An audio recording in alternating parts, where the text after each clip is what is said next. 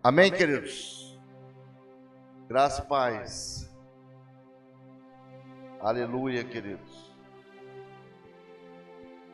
Calor abençoado, e toda semana a gente fala desse calor e ninguém costuma com esse calor não, queridos. É um calor muito forte, temperatura muito alta, beba água, muita água. Queridos, eu convido você hoje para me acompanhar numa leitura de Atos, capítulo 19. Semana passada nós falamos muito sobre Atos 19 e hoje a gente vai dar uma continuada, um pouco mais. Vamos esticar um pouquinho mais essa estadia de Paulo. Paulo passa 2 anos na cidade de Éfeso e vamos explorar um pouquinho mais sobre a visita de Paulo, a estada de Paulo, o período que Paulo passou ali com aqueles irmãos em Éfeso. Então hoje nós vamos para Atos 19, versículo 16. Amém, queridos? A Bíblia diz que então o endemoniado dominou sobre eles, bateu muito neles, que desnudos e feridos eles fugiram daquela casa. Feche seus olhos, queridos. Pai, em nome de Jesus, nós te damos graças, porque o Senhor é bom e abençoador, e a sua misericórdia dura para sempre.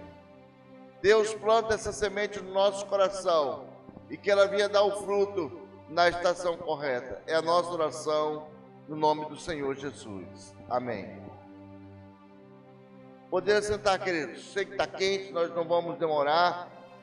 É necessário que nós meditemos nessa palavra.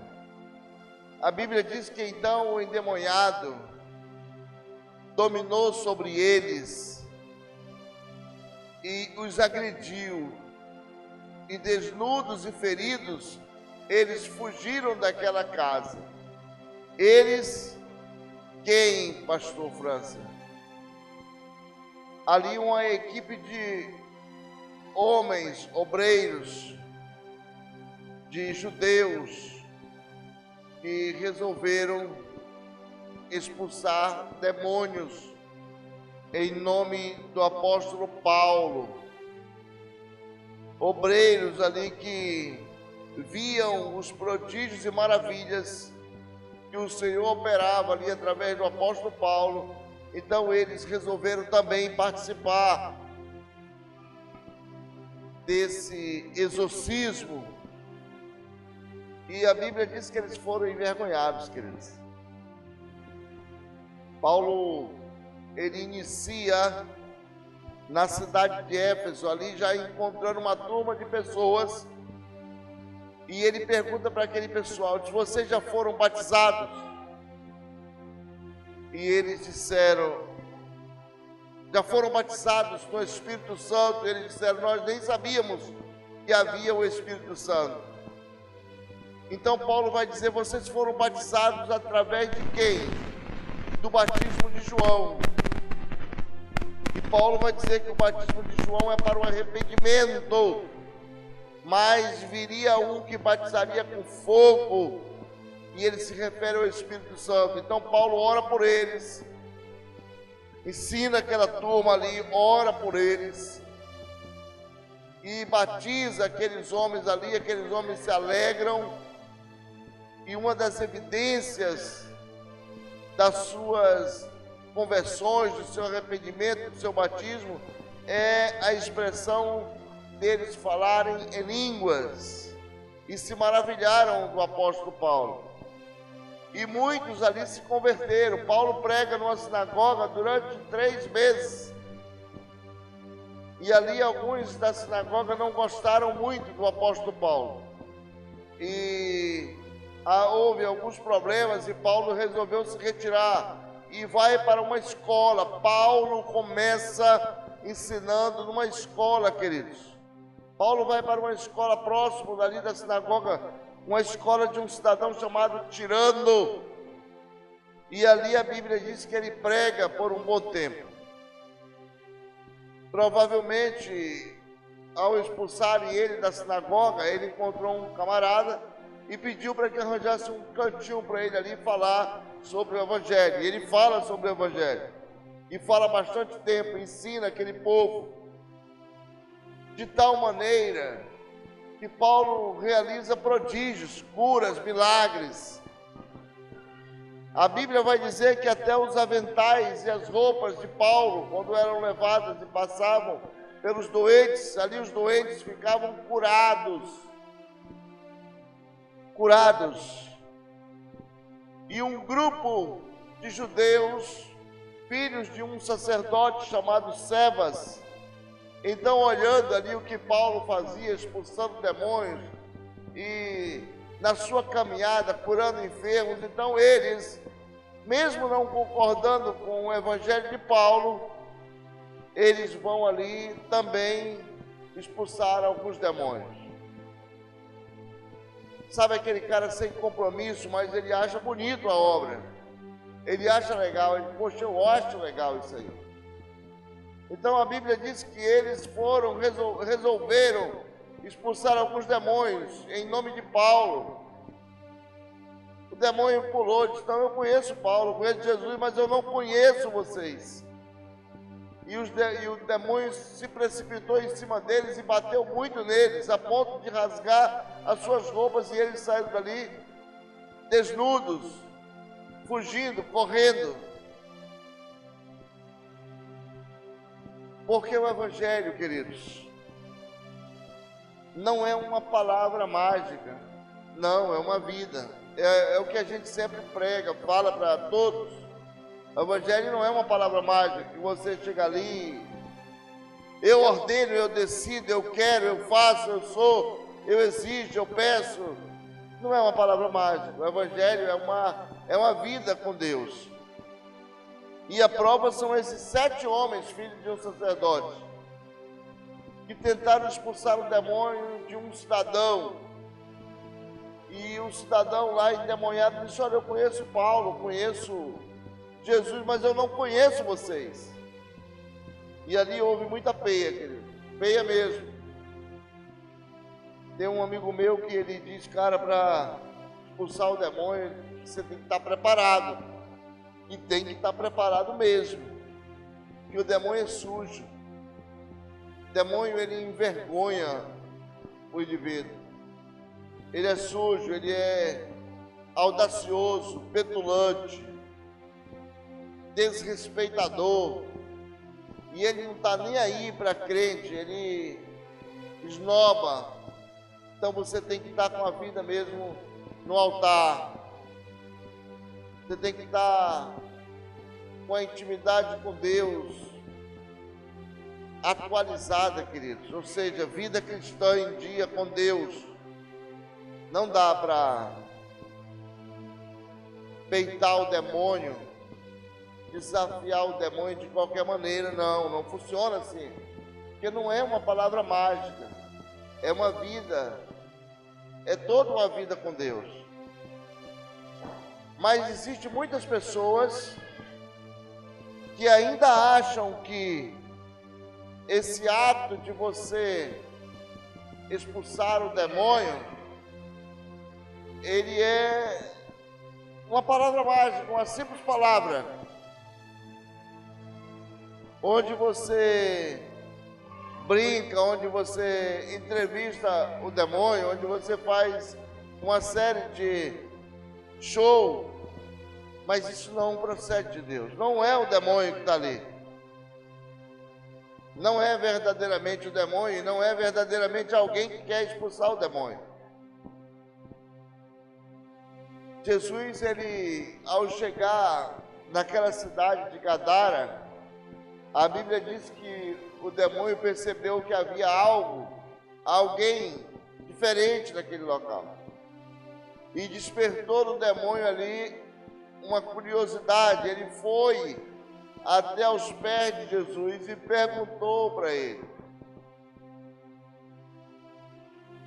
por que nos incomoda antes do tempo? Alguém vai dizer que Jesus travou ali um diálogo com o demônio. Jesus vai perguntar para o demônio: qual é o teu nome? E a partir dessa expressão, qual é o teu nome, a gente ouve muitos pregadores, onde eles vão ali entrevistar o demônio. Qual é o teu nome, onde tu mora? Me dá o teu endereço, o que tu está fazendo? Mas Jesus, queridos, quando ele indaga o demônio, qual é o teu nome? Ele quer o sentido da palavra.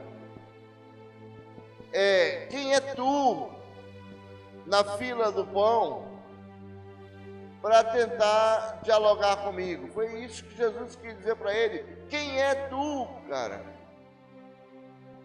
que tenta ditar o que eu devo ou não devo fazer? Quem é tu? Ou qual é o teu nome para que tu venha ditar o que eu devo ou não devo fazer? Então essa foi a expressão que Jesus indaga aquele demônio. Não que Jesus queria bater papo com o demônio, não era essa, não foi esse o sentido da coisa. Mas hoje nós vemos muito isso, querido. O problema é que muitas vezes o cidadão, ele tem uma vida, antes dele vir a Cristo, ele tem uma vida meio desregrada, e ele passou por religiões na vida dele, por culturas, onde ali ele praticava atos que desagradavam a Deus. Passou pela bruxaria, pelo candomblé, passou pela feitiçaria, mas um dia ele se converteu, teve um encontro com Deus. Mas ele ainda traz muitos resquícios lá de fora. Ele ainda traz muitos resquícios da vida por onde ele passou, e ele ainda não abandonou aquelas práticas. Isso é normal, França? O povo do Egito, quando saiu do Egito, a Bíblia diz que eles murmuravam no meio do deserto. Será que não havia túmulos no Egito para que Moisés trouxesse-nos para morrer aqui no meio do deserto?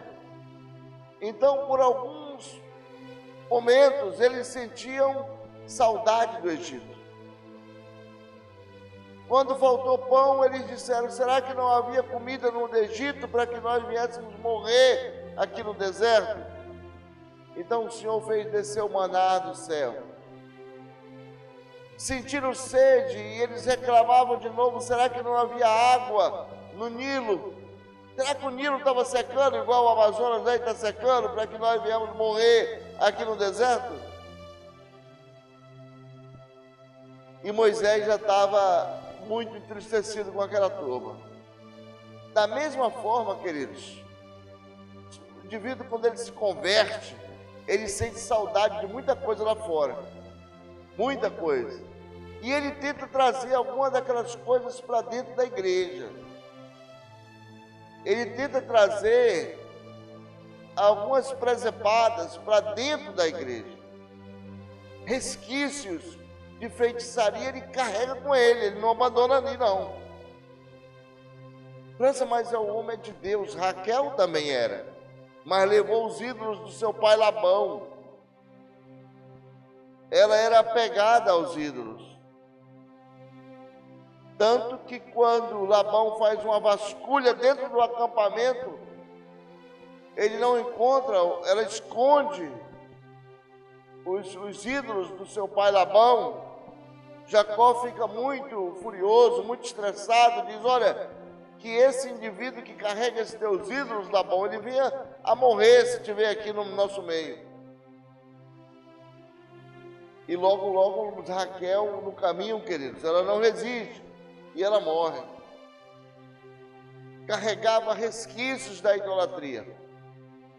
Então muita gente ainda carrega resquício lá da cidade velha de onde ele veio. Ele tem costumes, vícios, e ele não largou esses vícios ainda.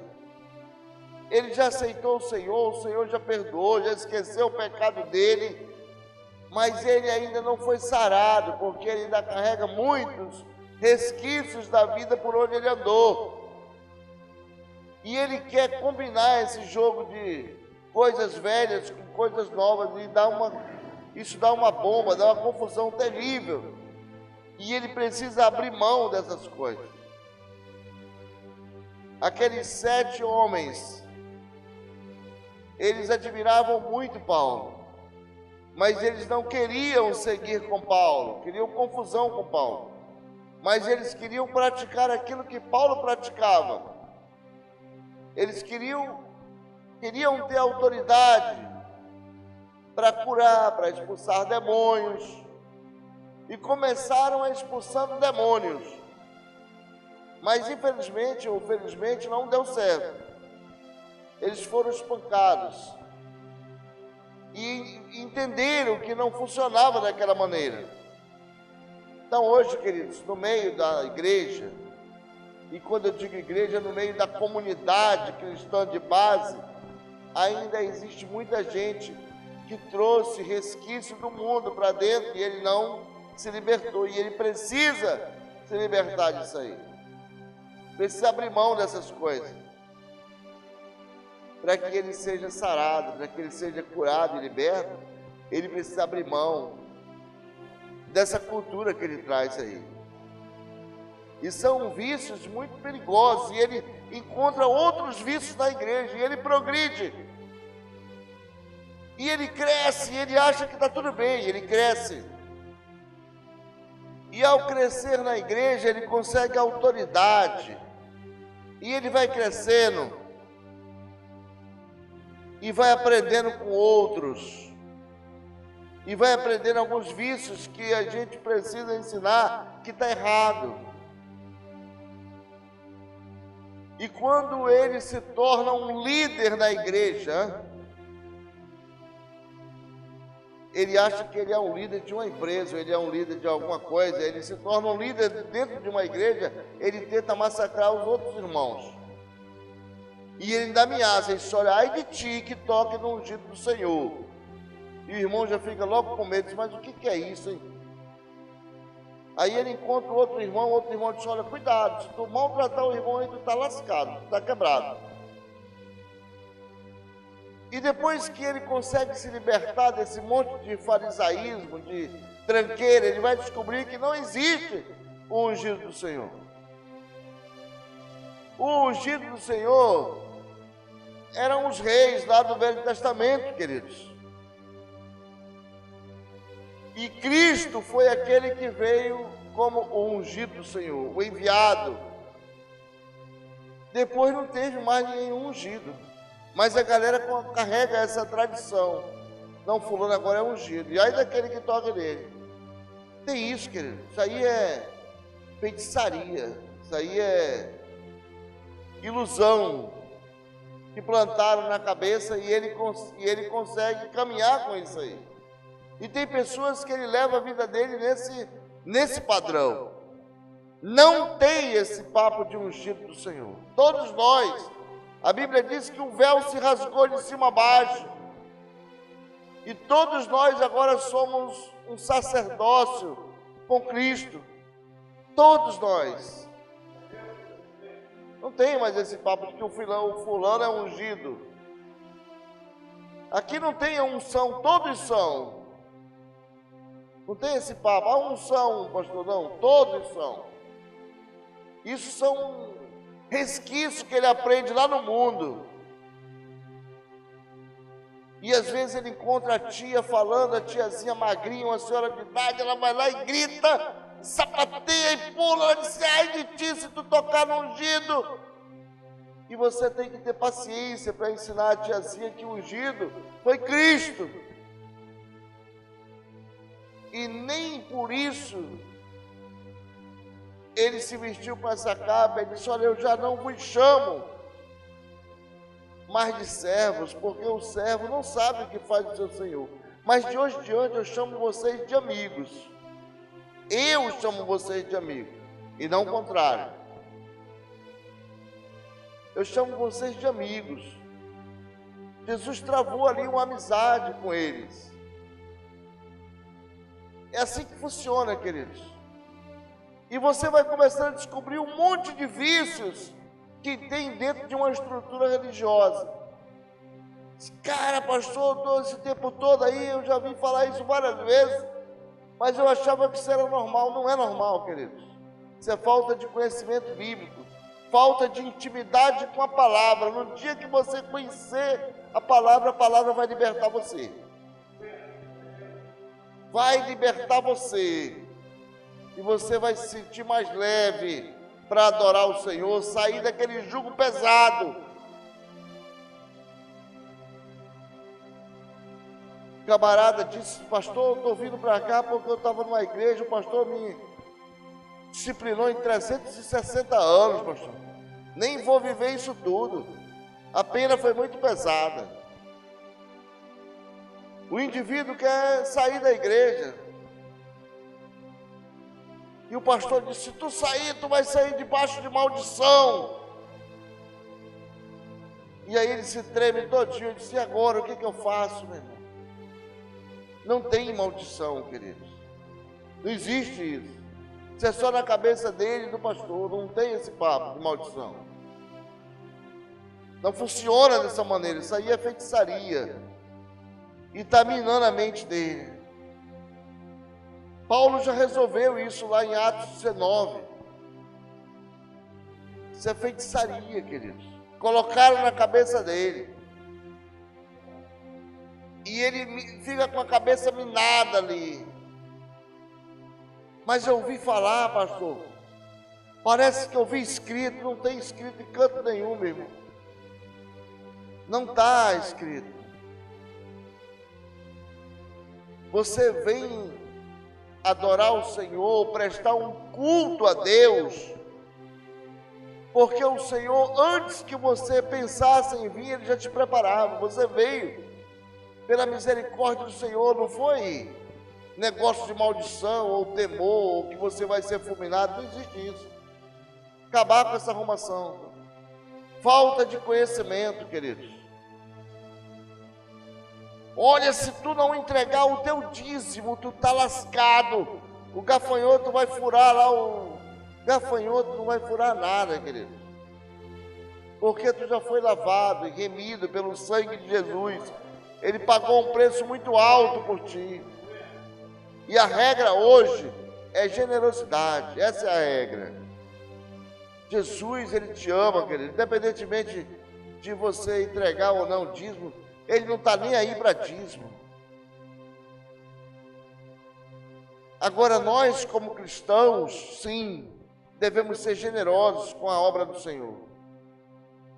Devemos ser pessoas que abençoam a obra e não que mirra. Mas Jesus não está preocupado com isso. Tem cara que ele é muito preocupado. Ele diz: pastor, eu vou dar do meu líquido ou do meu bruto? Cara, de nada, nem do líquido, nem do bruto. Dá do quanto tu quiser. Tu tem que ser generoso com a obra e mais nada. Deus não está te obrigando a nada, absolutamente nada. Tu é livre, cara. Isso é o Evangelho, a liberdade, a libertação. Está lá na Bíblia, queridos. Dá com generosidade, com liberalidade, segundo propõe o teu coração. E o dízimo, pastor, ficou lá no Velho Testamento, ficou para lá. Jesus cumpriu tudo isso aí. Sair debaixo desse jugo pesado, que mata e escraviza. Sair debaixo desse jugo que pesa e que oprime, cara. Jesus te fez, te formou, para Ele ter intimidade contigo, comunhão contigo. Ele diz: olha, essa é a minha criança, esse é o homem que eu fiz, que eu quero ter intimidade com Ele. Foi para isso que eu formei Ele, para que nós tivéssemos intimidade, e não para que você ficasse assustado com o seu Criador. A galera hoje, ele já anda assustado, parece que ele levou uma lambada, segura, e ele fica com medo de levar outra lambada. Esse não é o Senhor, queridos. Não, definitivamente esse não é o Senhor. O Senhor não anda atrás da lambada, Ele anda atrás de te abraçar, de ter comunhão contigo. E se você errar, se você pecar, você vai dobrar seu joelho e vai dizer: papai, eu pequei. Pequei contra os céus e contra ti. Faça como aquele filho pródigo: já não sou digno de ser chamado teu filho, mas me recebe, e ele vai te receber. Vai colocar um anel ali no teu dedo, porque tu é filho dele. É assim que funciona, querido.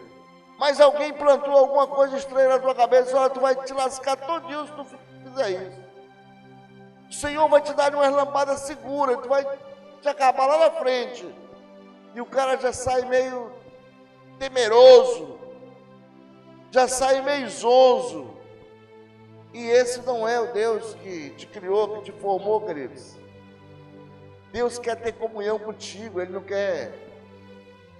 foi projetado, nem você foi projetado para andar em atrito, não existe isso, querido.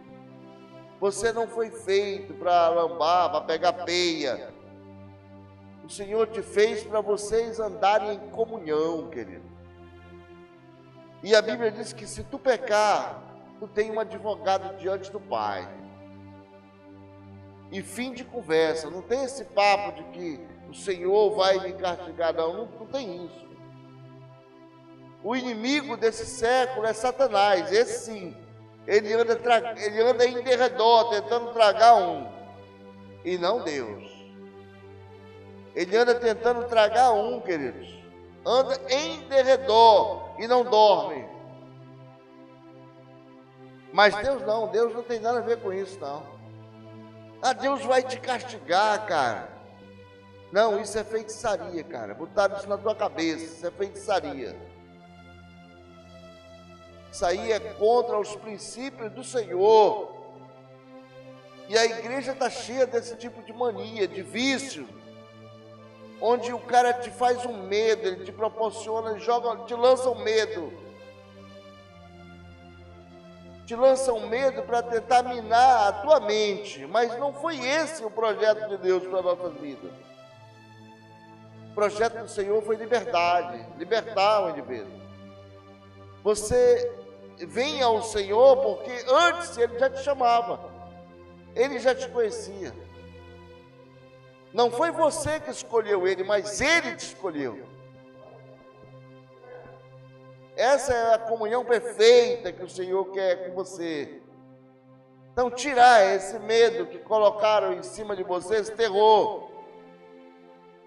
Tirar todo esse terror, esse peso. Muitas vezes o cara está com peso nas costas muito grande.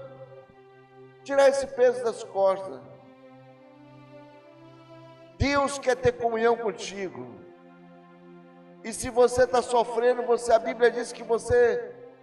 Visita lá Tiago capítulo 5, 12, ele diz, olha, 14, abre o teu coração para Deus e vomita ali o teu pecado, que Ele vai te sarar. Davi disse, enquanto eu pequei, enquanto eu guardei o meu pecado para mim, e calei, os meus ossos apodreceram dentro de mim. Mas a partir do momento que eu declarei o meu pecado, o Senhor me abençoou, me curou, me tirou de um charco de lodo e me fez uma nova criatura. É assim, queridos. Não tem esse papo de que o irmão, a irmã profetizou. Isso é feitiçaria, cara. Acredita não, pastor, em profecia? Claro que sim. O que a gente não crê é na banalização da profecia. Todo mundo profetizando é uma confusão terrível. Um profetiza para um lado, outro para o outro, e o outro diz, ah, não é não, é? Peraí, aí começa aquela disputa. Essa banalização não, mas a profecia sim, queridos. Ela vem do Senhor. E as pessoas, elas procuram o mais frágil. Ele dizia, aquela ali que eu vou lá com ela, e ela começa a fazer um monte de revelação na cabeça dela. E começa a lançar o terror na tua cabeça. E você fica ali meio que agoniado, perturbado, entra em parafuso. Não, queridos. Isso é feitiçaria. E a Bíblia diz que o Senhor abomina a feitiçaria. Os feiticeiros não herdarão o reino do céu.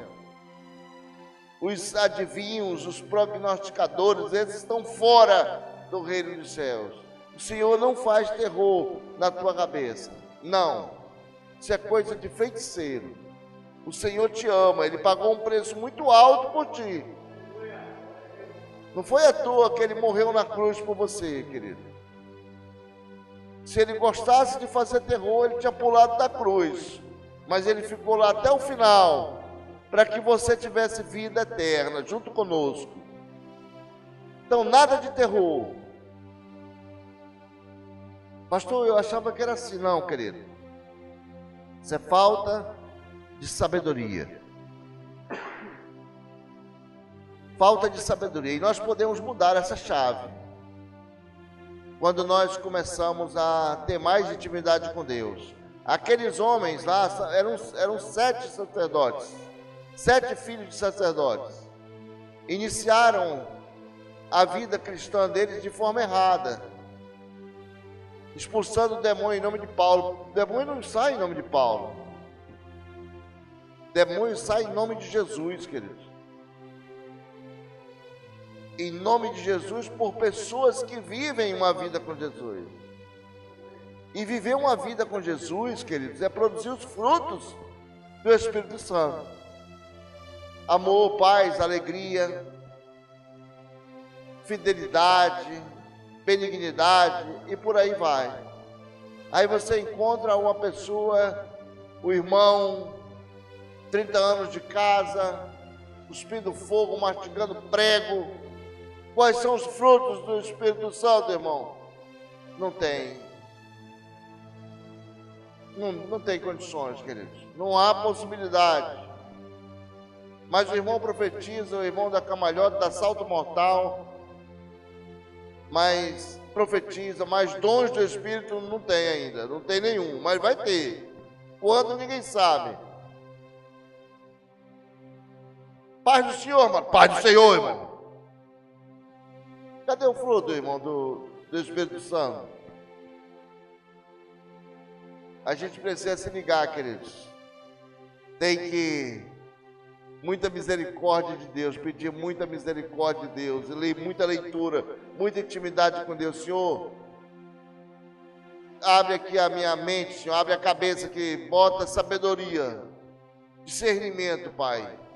Eu prefiro, como disse Paulo, falar 1000 palavras na minha própria língua, mas ter o discernimento do Espírito, ser um bereano, um verdadeiro bereano, que consulta a palavra. Será que isso provém mesmo do Senhor? Será que isso vem mesmo de Deus? Vem, pastor, o irmão viu um anjo. Essa noite aí o irmão viu um anjo. A Bíblia diz que Satanás se transforma em um anjo de luz. Segundo livro de Coríntios, capítulo 11. Satanás se transforma em um anjo de luz. E Jesus, lá no seu sermão escatológico, em Mateus 24, ele vai dizer: e se possível, engana até os escolhidos. Tem cara que ele não pode ver uma fumaça, que o irmão queimando ali, que ele vê aquela fumaça parecida com um anjo. Isso aqui é um anjo que está se revelando para mim. A fumaça criou uma forma ali, ele disse: pô, isso aqui deve ser um anjo, é uma visão. E ele acha que é um anjo, e ele passa ali a cultuar aquilo ali. Ele está tão ficcionado na questão da feitiçaria, que ele acha que tudo ali já é algo místico, oculto para ele. E nós precisamos discernir os espíritos. João vai falar isso, discernir os espíritos e não aceitar qualquer tipo de palavra, que muitas vezes é uma maldição travestida de palavra. Às vezes é uma maldição travestida de palavra. Não pode, queridos. Vamos amadurecer na fé. Amadurecer na fé, rejeitar esse tipo de coisa. Tem muita gente em casa, esse horário, que está nos assistindo, que talvez está sofrendo, porque recebeu uma palavra maldita de alguém de dentro da igreja, talvez de um feiticeiro de dentro da igreja, e acabou com a vida dessa pessoa. Provai os espíritos e vê se ele procede de Deus. Não é para ir logo se entregando, dizendo: não, isso aqui eu acho que é de Deus. Não funciona assim.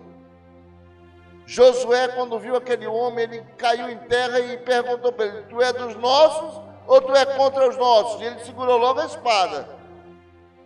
Porque se for dos nossos, seja bem-vindo. Agora, se for contra, vai ter muita briga aqui, querido. É assim que funciona, queridos. Ah, mas eu tenho medo, pastor, de pecar contra Deus, de me pegar brigando com Deus. Não, não tem esse papo de me pegar brigando com Deus. Não existe isso. Pegar brigando com Deus é outra coisa. É quando você é um empecilho na obra do Senhor. É quando você está prejudicando a obra do Senhor. Não é provando os espíritos, é outra coisa. Então, sempre alerta, queridos, como diz o escoteiro, sempre alerta, para que pulgões, homens vaidosos, pessoas aproveitadoras não venham minar a mente de vocês. E joelho no chão, intimidade com Deus. Senhor, eu quero curtir essa intimidade, eu quero ter essa intimidade contigo, Pai. Se fulano tem, se Beltrano tem, eu também quero, meu Pai. Eu não quero ser um religioso, nada de religiosidade, Pai, mas eu quero ser um adorador da Tua palavra. E transforma esse coração, Deus, um coração de pedra. Aqueles homens tiraram Paulo da sinagoga, e Paulo foi para uma escola de um cara chamado Tirano, porque a Bíblia diz que eles tinham um coração duro. Duro. E isso me faz voltar lá a Jeremias, quando ele diz, buscar-me-eis e me achareis, quando me buscardes de todo o vosso coração. Que Deus te abençoe, nos guarde, e faça resplandecer o seu rosto sobre nós, e nos dê a paz em nome de Jesus.